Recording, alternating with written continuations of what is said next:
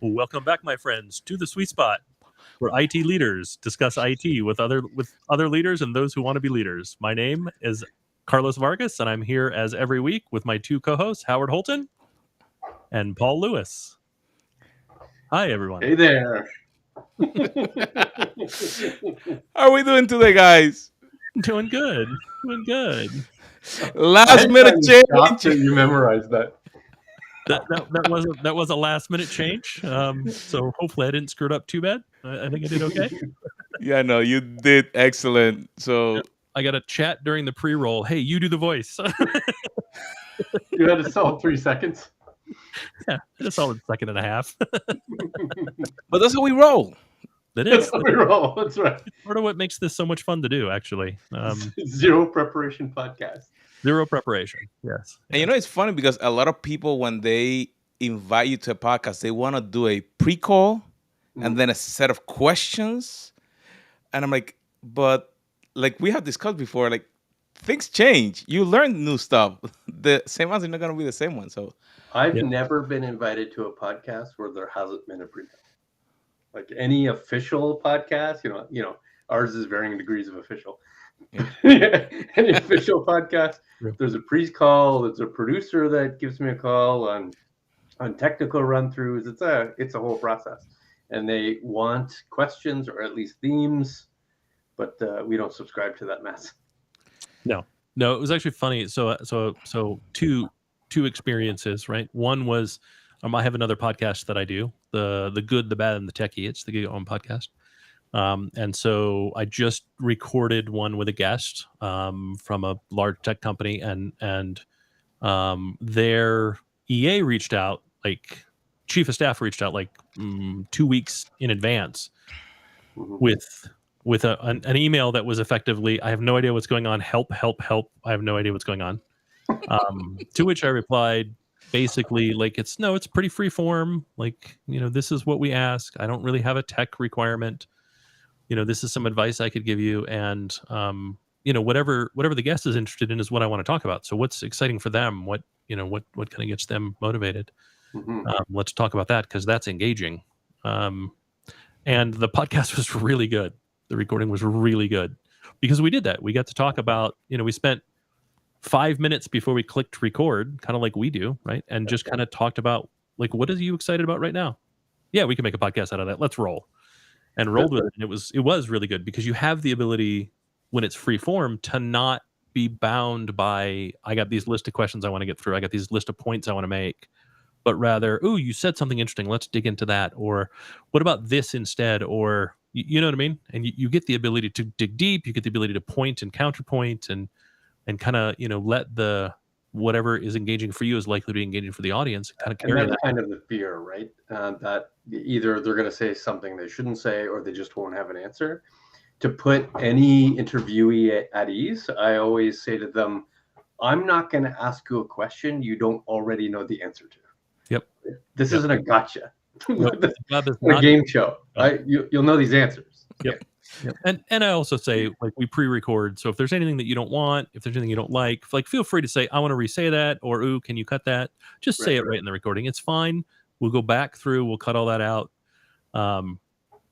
Like, my job is to make you look good, not the other way around. So, like, let's just have some fun and enjoy it. And ironically, we've never done that with this pod. It's true. It's true. Well, that's because we don't edit. Well, at the beginning, I did a lot of editing. Oh, did you? And then we say, hey, let's just do this in a different way. Yeah, I remember that transition. I remember the day that happened, and Carlos was like, yeah, I'm not editing these anymore. We're just gonna go. Right. Do your best. Run. Be better. Yeah. So I don't have to. Yeah. But the reality is, too, all of the mistakes, the little minor things, they all make it seem like a real conversation, right? They are in fact engaging. The little stumbles, the ums kind of make it engaging, right? Right. And it's what makes podcasts fun. And so it's what differentiates it from, like, a stage, right? I expect something different of a stage. I expect something for a pre-recorded testimonial. Like, those are different outcomes, different outputs, different purposes. Sure. That's not what this is. Sure. Yeah, this is not what this is. And then I did another one that was much more like, I'm not hosting it. I'm the invited guest, right? And so a kickoff call, they want a tech check, they want to, they got everything is kind of scripted. I say it that way because I don't let anything I do be scripted. You can ask me a question, but it just has Howard's response. Howard's response. There's nothing else. No, nothing further. And then if there's someone else, it like their whole thing is scripted, and I'm like, oh, I'm not doing any of that. And they're like, really? Like, you don't find that helpful? No, I find it hugely restrictive. Right. I want to react to reality. I don't, Similar to a teleprompter. I don't know if you guys, but I have tried every teleprompter. I have bought them all, even the one that you put in front of the camera. Mm-hmm. Right. And I can't use a teleprompter. Yeah. I can't use a teleprompter because just seeing the words will have me think of something else. That's right. I'm easily distracted by my own words. Right. I didn't think of this when I wrote it. However, it's really interesting to look at it this way. Like, I find myself changing the acting when I see the words. Right? Sure. I want to stress different words, and it's going to sound different today as compared to my practice yesterday.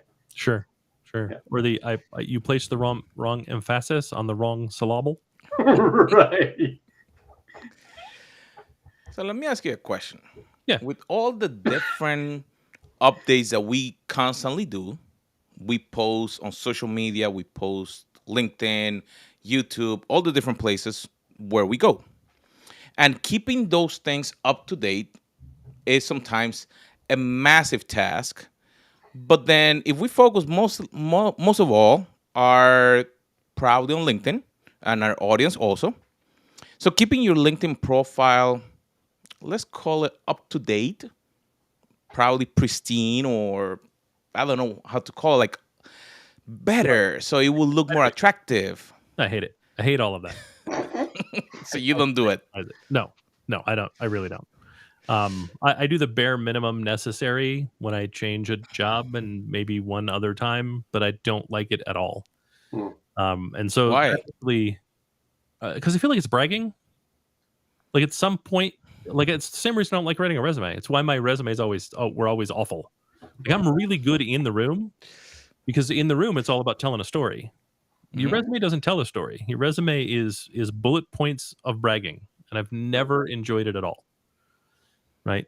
And I've interviewed a lot of people, and that's part of what I've interviewed 10 times as many people as I have submitted my resume. You know what I mean? So like I've seen a lot of resumes and like I'm pretty good. If it's on my resume, interview me about it. Like dig in, jump in, right? I'll defend it. It's fine. But it makes my resume pretty flat, and so I don't like doing it. So same with LinkedIn. I don't like it. No. So then, what do? Do you just post and post? Do you hire someone? But before that, do you actually see value in the content that's on LinkedIn? I do. I enjoy. Is there a goal you're looking to achieve? Either the wide spread of a message or changing your street cred. Any one particular topic? Is there something you're? I mean, absolutely right. I think LinkedIn is kind of a walking resume today. I get a lot of traffic and traction from LinkedIn, and if I have a meeting, I tend to get after the meeting or during the meeting. Right, people tend to look at my profile, so it has value in being correct. And so that actually it's interesting, but over the weekend I went, I haven't posted any like profile changes and my role has changed a lot. So I should probably do that. And then I spent 20 minutes staring at the same screen that had 5 words on it as I tried to figure out what to type and then delete and type and delete. And I went, you know what, I'm done with this. I'm just going to go like LinkedIn has a marketplace for this. So let's go submit on the marketplace. So I submitted on the marketplace and I got, 10 replies. All of which I deleted. Right.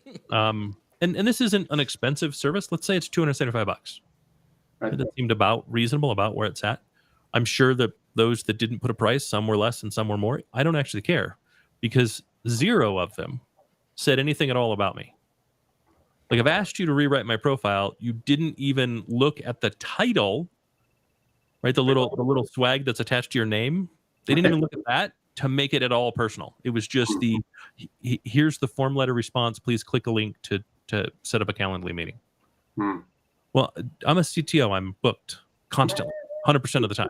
Right? I am booked all the way through lunch. I am booked until it is no longer working time, by which time I'm too burnt out to have a conversation with my wife. Like I just sit and read.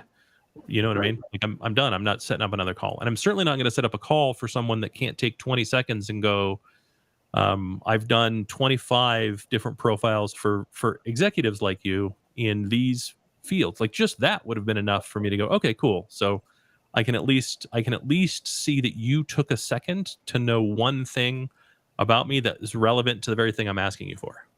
Do you think that's bucket of size? So let's say you found a $2,500 person versus a $250 person. Would you expect them to respond to you in a personalized manner? No. But 250 is much more commodity. No, because I've received the ones in the past from career coaches and profile coaches where their package is $1,500 and it's still a form letter. Right. And why would I expect them to be any different when the people trying to sell me enterprise equipment still use a form letter? You want to sell me $20,000 to $2 million for the stuff? It's still a form letter. Right. Right. We've worked with companies just like insert name of company here. bracket your company. And all of those get the industry wrong. All of them get the industry wrong. And they have it almost every place I've ever worked. Right? Or they miss the mark in some huge way because it's just an automated freaking response from a database. Right? If you looked at my website, you'd realize what I did and never would have thought to send that message. Right? And I get it. It's a numbers game. Fine. But the number of responses I will give to that numbers game is 0. I'm not participating. Right? And I think it's ridiculous to expect us to participate. And if the goal is to actually get to a sale, I'd rather have fewer at-bats and a higher batting average. So now that you say that, will you consider if the response will have been a little bit seasoned, even though they did it automated, like with AI, to, like you said, to read your profile and say, hey, Mr. X, that read it from the profile that you gave them, I see that you are blah. So at least a little automation on that? Absolutely. That would have been fine because, one, no one else did it. And two, it would have felt like I'm not wasting my time and I want to pay for the service. I don't want to do it myself. I want to pay someone. But how do I know you have any expertise whatsoever when in order to get the work, you're not willing to put an effort? Right. Right? How do I know you're going to put an effort after I give you the work? Well, I don't, because you put in no work beforehand. Right? Yeah. So, I don't know. So the goal of sales is to establish trust. Right? Post sales, I'm living up to the trust that I established. But if you can't establish trust in the sales process, there's no reason for me to ever give you $1. And I think, like, if I think through why I get frustrated and why I go on the rants that I do sometime against sales, that's exactly it. Your job is to establish trust, and nothing you've done has given me trust. Matter of fact, almost everything you've done has eroded any default trust you may have earned. Right? I don't know if you're a human. I don't know if you're a person. I don't know if you can do the things that you say you can, because it's all automated and there's 27 mistakes in the automation. Yeah, they're phishing. Right. And while they don't even expect to get, 10%, it doesn't matter to them because it's a volume game. Right. And if it's a volume game, all it really does is put you on my ban list. I just block you. Yeah. Right? Which I kind of buy for $250, but I absolutely don't buy for $1 million. Sure. But it happens all day long, right? How many spam messages do you get from somebody trying to sell you something? Yeah, 100%. In fact, I forwarded you one today from an organization to which all three of us worked for. And had they spent 2 seconds looking at my LinkedIn profile, they would know not to send me a letter. Right. And I mean, I think we've talked about this before, right? How many CTOs exist in the world? There's probably, I don't know, let's call it 350,000. Right. Right. That seems like a reasonable. Let's say there's 350,000 CTOs. Yeah. How many of us do you think you can piss off? Right? Like before you start to get a brand. If you send an email to 10,000 CTOs, because we all get the same spam, and I block you, right? And I go to a different organization, you send it to me again, and I block you. That's not just a failed at bat. That's you're not getting into the organization. And I have had people that I've blocked that come in through a different path, and I just go, cool, we're not buying from them. Right. Like, you can just cancel it now. I'm not buying from them. I already blocked them. I don't appreciate their sales tactics. I've blocked them. But I'll never block you if it's personal. I'll never block you if you take a minute and actually be a human. Right. Right. And I'm cool. Like, cool. It's just not the right time. Oh, okay, cool.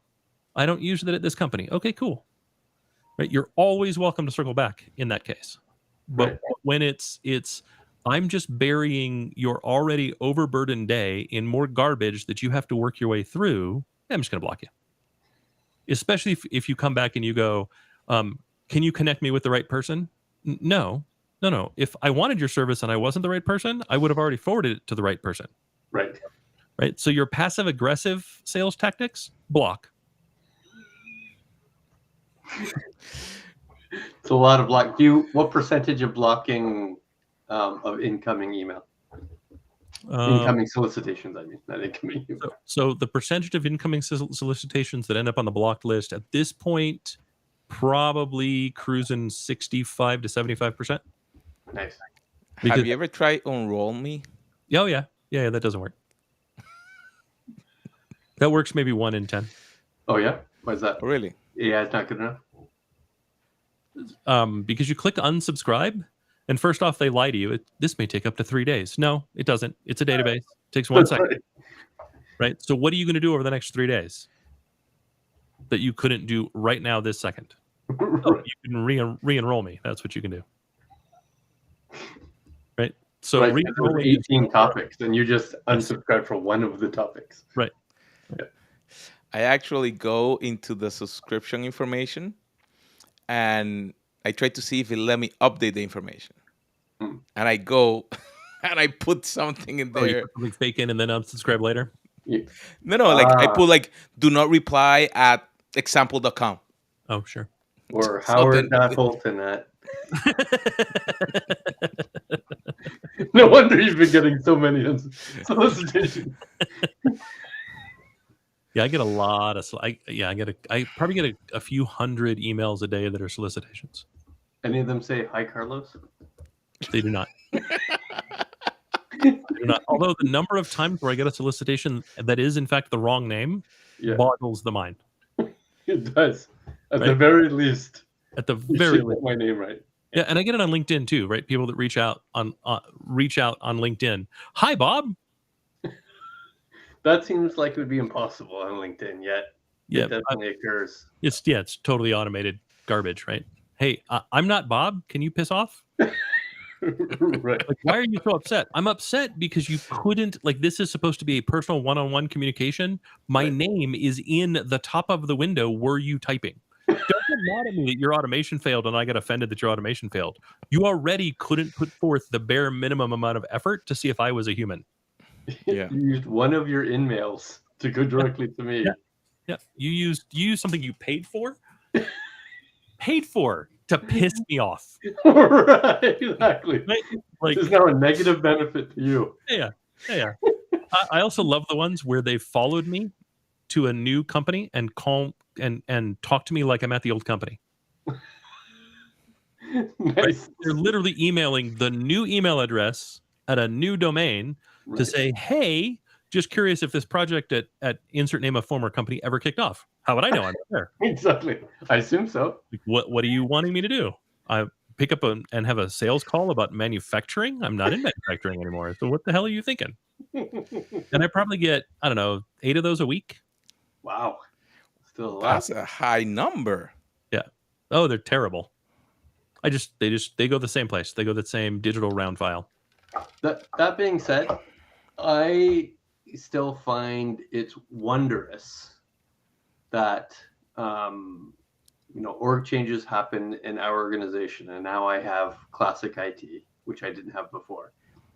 But I've seen in the last couple of weeks an upswing in classic IT solicitation in LinkedIn, as if like I didn't change my LinkedIn profile. I didn't suddenly add I now have IT, but all of a sudden I start to turn that engine up again. The automation is unbelievable. Yeah. Yeah, I really want that IT virtual or AI virtual assistant.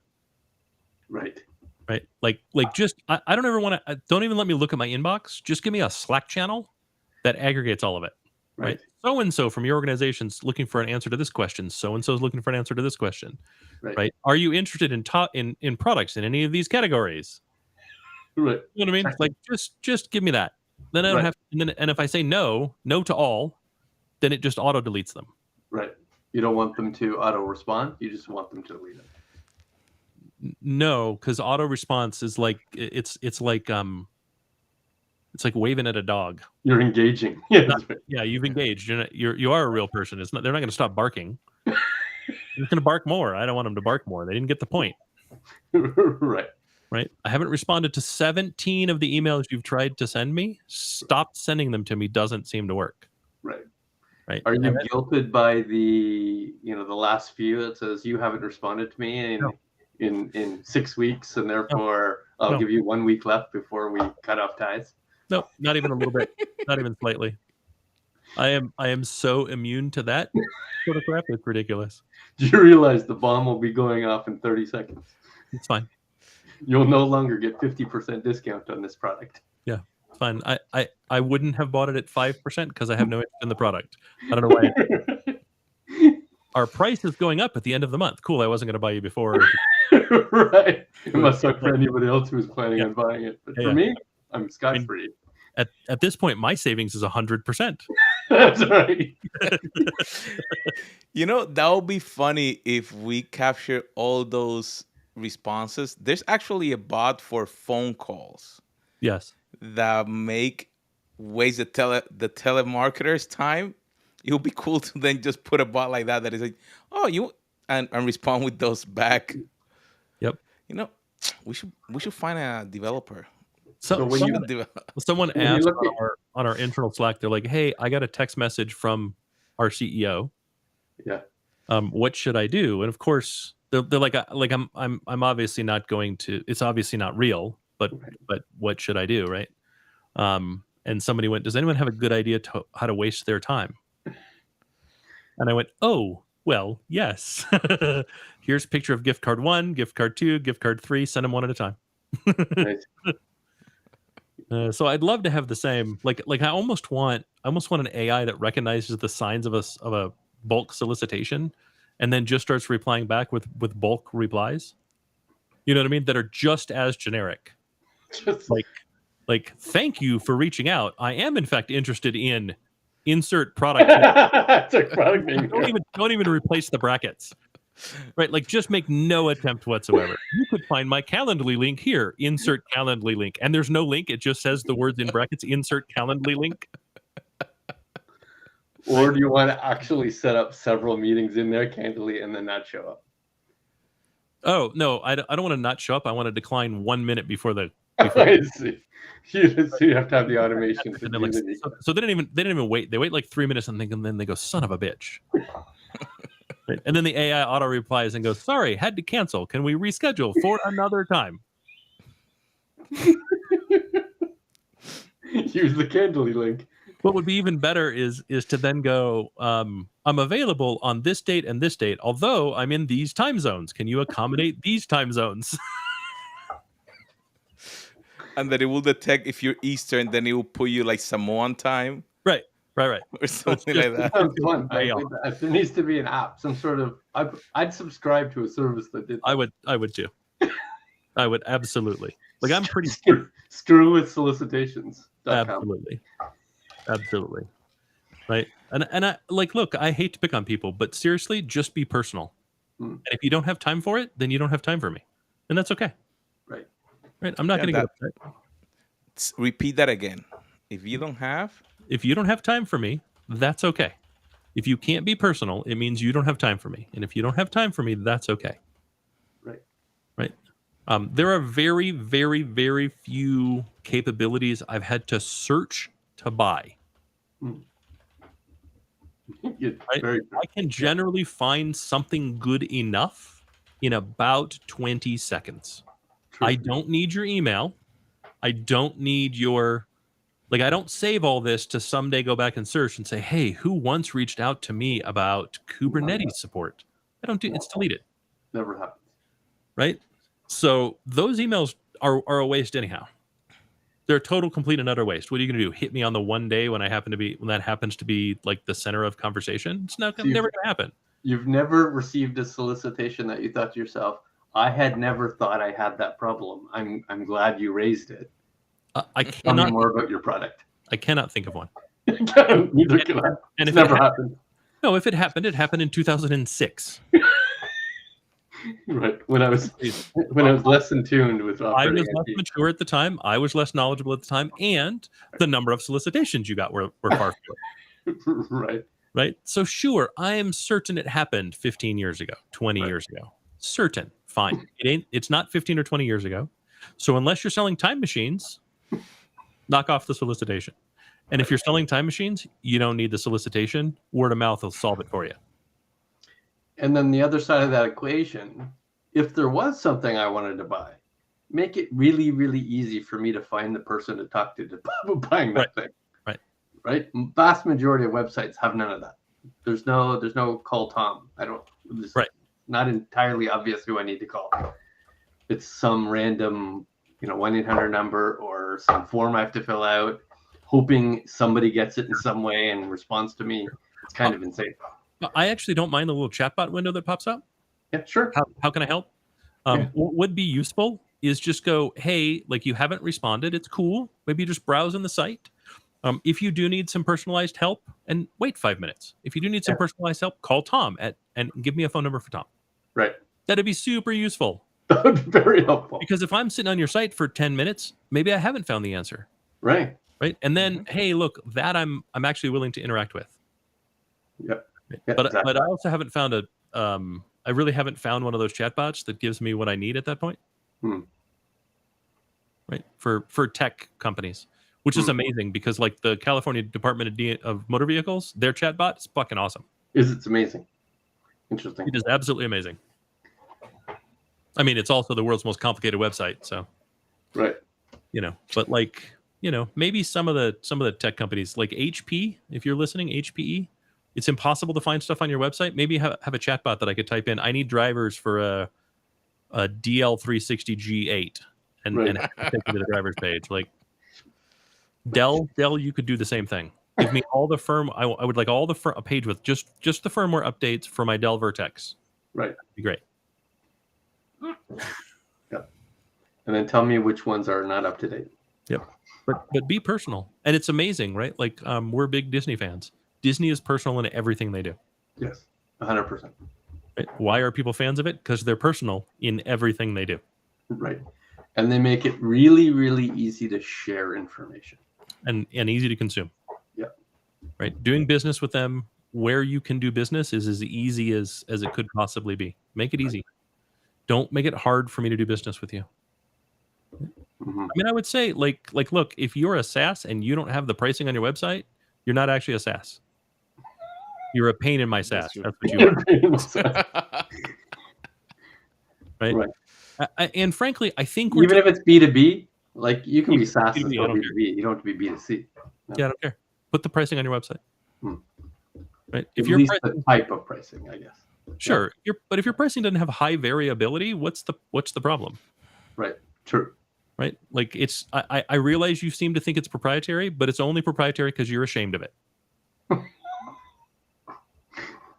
Right. That's true. Right. If you're proud of it, put it on the website. If you're not proud of it, change it to you're proud of it and put it on the website. Right. If you don't think it's worth it, then change the pricing. Like, I really don't know what to tell you. Right. If it's highly configurable, fine. Don't put it on the website. But if I call you up and you're like, yeah, I can have a quote in 3 minutes. Okay, it's not highly configurable. That's right. Right. Like, knock it off. But they really want to know if they're answering your question and producing an outcome-based solution for you. Not just, they're not a commodity, To be customized. So I had a conversation earlier. We've talked about the 3 types of CIOs before. Right? The finance CIO, and then there's the technical CIO, and then there's the kind of transformative CIO. Yep. Right? So this is what occurred to me. So old school selling, which is all about TCO, ROI, and cost reduction and cost control. That's the first CIO. Sure. Yeah. Like I don't care what you tell me the TCO is. I don't care what you tell me the ROI is. I know you're lying because you don't know my organization and how I'm You don't know my calculation. right. And considering you couldn't give me the pricing because it's highly customizable, isn't the ROI and the TCO thus highly customizable? Right. Right. Okay. So I'm already not going to believe you, but that's fine. That goes to that first type of CIO, which I am not. And those guys are rapidly dying in the industry, right? They're retiring and moving on. Then you have the second one, the engineering one. Engineering, that's actually outcome-based selling. Right? An engineer wants the outcome, but the outcome is always technical, which is why it fits that engineering-based CIO. Right. That third one, transformative, I want the value. I don't care about the outcome. Yeah. I'll help you find the outcome. It's fine. What's going to create for me? Correct. What value are you going to bring to my business? Not technology, not my tech stack, right? Not speeds and feeds and whiz bangs and faster performance and more IOs. I don't care about any of that. Yep. I care about what the value is. How does that translate into dollars to my business? Right. Right. That's what I want. And if you can't do that, why should I trust you?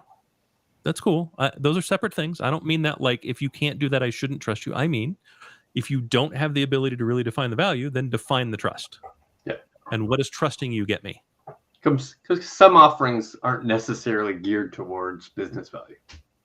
There might be widgets, there might be utilities, there might be but even smaller in nature. Yeah. But even those, right? Even those. I was talking to someone about Microsoft Copilot, right? And they're like, well, Microsoft wants us to get in the beta program. It's going to cost us X number of dollars. And my boss is very finance focused and doesn't think it's worth it. And I said, okay, like your boss is wrong. Like, okay.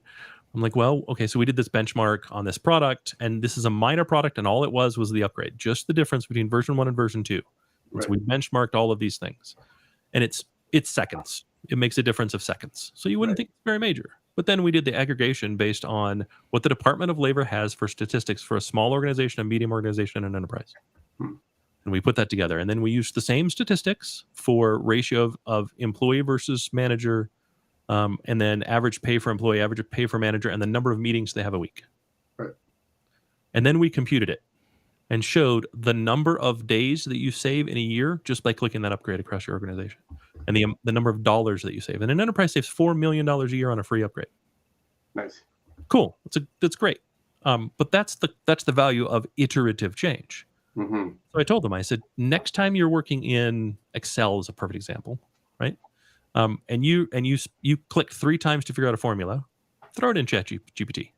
I'm in Excel and I'm trying to accomplish the following. Can you give me a formula that does it? And then paste that back in. Right. Every time you do that, you save 30 minutes. Notice how fast that is. Yep. Now think about the fact that you don't have to do the task switching anymore, and Copilot will do that for you right within the app. Right. And then multiply that by how many people you have in your organization. Right. Yep. No, the dollars were not a lot. Right. So the dollars are immediately going to vanish. You could save for the entire company. The ROI could be restricted just to your team. I could show that value. Right. Like we're not talking a lot of dollars. And this is not. I'm not trying to sell Copilot. I think I've talked about some of the failures that it's had in my experience in some of the beta programs I've been in. That being said, even iterative change has value, and you should be able to show that value. You should be able to talk to it. If you can't tell me where the value is, go back to the drawing board. You don't understand your product. And if you don't understand your product that well, you don't have to be perfect, but steer me in a direction so we can start a conversation. Yeah. Especially if you're asking me to spend money I wasn't planning on spending. Especially. Yeah. Right? Especially. Like if you're like, hey, switch to us, we do this better than whoever the incumbent is, fine. Sure. Like I understand the value of the incumbent, and therefore I should be able to, the transitive property means I understand the value of your product. Okay, cool. So let's talk dollars and cents. What are you going to do for me that they don't, that gives me a 2x return on the cost of the change. Right. Because if you tell me we do it better for $1, right, for the same dollar, I mean, if we do it better for the same dollar, cool, you're still not worth the iterative change. Yeah. But my requirement to convince somebody else adds another level of for sure based conversation. convincing me and me alone, easier conversation, right? Sure. Because either I want it or I don't want it. I see value, I don't see value. But if we now have to work together to convince someone other than me, either my peer or my boss, that's a whole different set of equations. Sure. Well, how many times has someone come into your office and said, I think we need to buy this thing, do this thing, make this change? Mm-hmm. And they've talked to the vendor and they have nothing from the vendor. They're armed with nothing. They're given Right. no tools. Right. Okay, so the only way for me to get information is to look at their website. You talk to them for 15 minutes, you're excited, but I have to look at the website, or I have to like sit through a presentation to get the information they already gave you. Right. Like why did they not arm you as the champion? Right. Right. That's the other thing I'd love to see. If you're going to send someone into the office of the person that controls the budget, arm them properly. Right. Give them a few slides. Yeah. Correct. And no, they haven't got a clue how to talk to a CIO. Not the slightest idea. Or a VP of engineering. They don't have the slightest idea. Whoever it is that holds the budget. Right. Give them a slide or two. Exactly. Give them 3 slides. How hard could this be? Talk to the business. You know what I mean? They can stumble through it. It'll show that they put forth effort. You put forth effort. You've come together. There's a little partnership there. It's instant trust. Throw both logos on. Make it easy. Yeah. Right. Like, but how many times have I seen that? Exactly. Right. Yeah. And that should be easy. Like, you've already done the hard part. You got a meeting. You're excited. Right. I mean, heck, put together a thing on your website that says, need help pitching to your boss? Yeah. Right. We'll help you. Do you know who does that? Conferences. Yeah. Yeah. I've never actually used that. I haven't either. But when I've gone through the tool, I actually thought they were pretty impressive. Yeah, like, they had little decks and snippets of things to say. I thought they were done. Yeah. And so for those of you that are like, I don't know how to do that, why don't you check out some conferences and see and find the link that says, hey, convince your boss that this conference is valuable. Now that you say that, I wonder if I've been on the receiving end of that, as somebody else in my team used that to convince me. It's entirely possible. You will never know. True. Yeah, I'm relatively easy saying yes to those things in general, but yeah, me too. But even then, that would be interesting. Maybe I'll have to ask.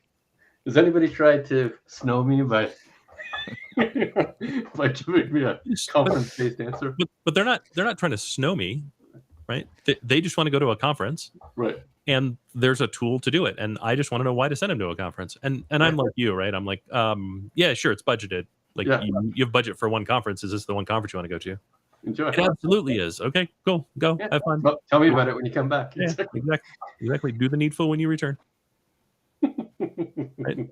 But you, in fairness, you and I manage a little different than most people. Yeah, it should come up in a couple days. Now that you say that. Yeah. Well, I think it would benefit if more people manage the way we do. Right, Carlos. Those people were hire adults. So, I think that the goal of sales is establishing trust. That definitely was a good detail in there, and to understand that when you establish trust, then you can move forward. If not, like you said, you establish trust with that first connection. Remember in the name.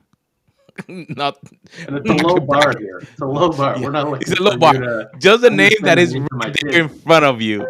But that will help you to then get to the sale.